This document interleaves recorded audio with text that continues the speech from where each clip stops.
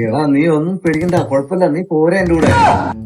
വിട്ടുകള മനുഷ്യ, നമുക്ക് ശരിയാ ചർച്ച, നമുക്ക് സംസാരിക്കാം.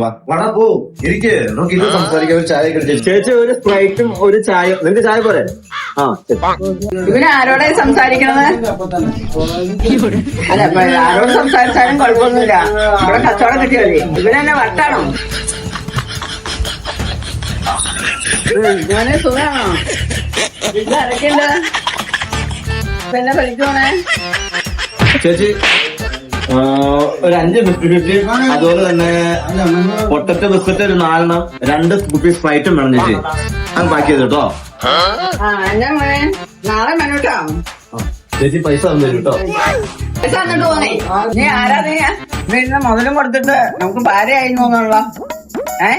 എന്റെ ദൈവമേ, എന്റെ പൈസ പോയില്ലോ.